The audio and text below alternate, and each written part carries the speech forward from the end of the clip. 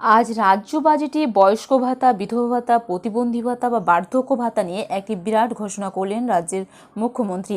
বার্ধক্য ভাতা, বিধবা ভাতা বা প্রতিবন্ধী ভাতায় যদি আপনারা আবেদন করে থাকেন বা আপনি যদি এই প্রকল্পের সুবিধা পেয়েছেন বা বর্তমানেও পাচ্ছেন, তাহলে আজকের ভিডিওটি আপনাদের জন্য। কেননা বর্তমানে যে বার্ধক্য ভাতা বা বিধবা ভাতা, প্রতিবন্ধী ভাতা যে প্রকল্পের টাকা আপনারা 1000 টাকা করে পেতেন, আজ রাজ্য বাজেটে বড় ঘোষণা করেছেন রাজ্যের বর্তমান মুখ্যমন্ত্রী শুভেন্দু অধিকারী। তিনি স্পষ্টভাবে জানিয়ে দিয়েছেন যেখানে রাজ্যের যে বার্ধক্য ভাতা বা বিধবা ভাতা প্রকল্পে যে সুযোগ সুবিধা আপনারা 1000 টাকা করে মাসে পেতেন, সেখানে আরও 500 টাকা বাড়িয়ে 1500 টাকা করে দেওয়া হয়েছে। অর্থাৎ আজকের পর থেকে আপনারা প্রতি মাসে যে 1000 টাকা পেতেন, সেইখানে 1500 টাকা করে আপনারা এই প্রকল্পে সুবিধা পাবেন। তো যারা আবেদন করেছেন বা অলরেডি সুবিধা পান, তারা তো আগামী দিন থেকে এই প্রকল্পের সুবিধা 1500 টাকা করে পাবেন। এবং যারা এখনও পর্যন্ত আবেদন করেননি বা এই প্রকল্পের আওতায় নন, তো তাদের জন্য কিন্তু খুব শীঘ্রই আপনারা এই প্রকল্পের অন্তর্ভুক্ত হতে পারলে আপনারাও আগামী দিনে 1500 টাকা করে পাবেন। ইতিমধ্যে রাজ্য সরকারের তরফ থেকে আজ বাজেটে এমনটাই বড় ঘোষণা করা হয়েছে।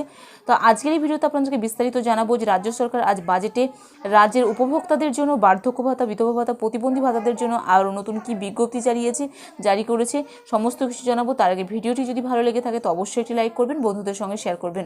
রাজ্য বাজেটে সাধারণ মানুষের জন্য বড়সড় সুখবর দিল আজ মুখ্যমন্ত্রী। সমাজের পিছিয়ে পড়া এবং অসুরক্ষিত শ্রেণীর সামাজিক সুরক্ষার্থে এক ধাক্কায় বয়স্ক এবং বিধবা এবং বিশেষভাবে সক্ষমদের মাসিক পেনশন 500 টাকা করে বাড়ালো রাজ্য সরকার। এর ফলে এই লক্ষাধিক উপভোক্তারা এখন থেকে প্রতি মাসে 1500 টাকা করে আর্থিক সহায়তা পাবেন। এতদিন এই ভাতার পরিমাণ ছিল 1000 টাকা। এবারের বাজেটে নারী ক্ষমতায়ন ও মহিলাদের আর্থিকভাবে স্বনির্ভর করার উপর বিশেষ জোর দেওয়া হয়েছে।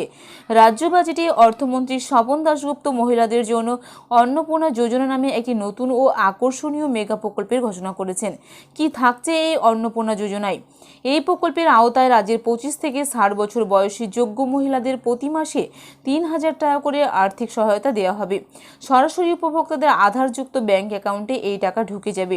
এই বিরাট প্রকল্পের সফল রূপায়ণের জন্য বাজেটে 36,000 কোটি টাকার বিশাল অঙ্ক বরাদ্দ করছে রাজ্য সরকার।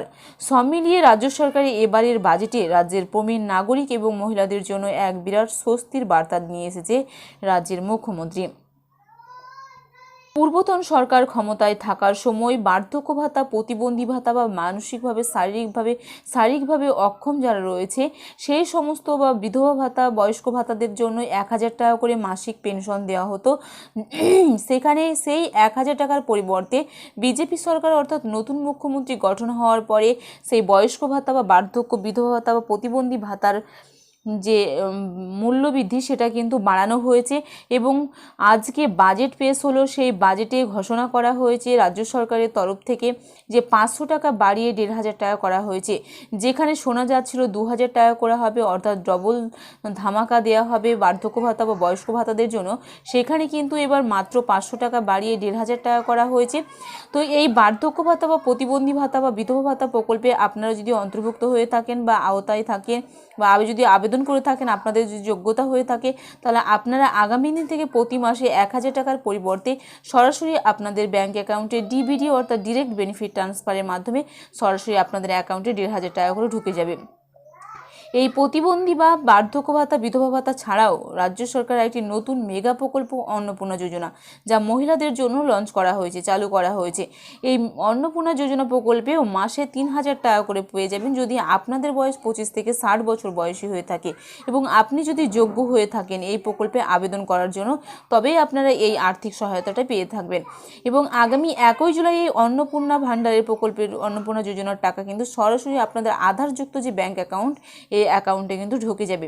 এর জন্য ইতিমধ্যেই অলরেডি আজকে 36,000 কোটি টাকা একটি বিশাল অঙ্ক কিন্তু বরাদ্দ করা হয়েছে রাজ্য বাজেটে। রাজ্য সরকার এমনটাই কিন্তু জানিয়েছে।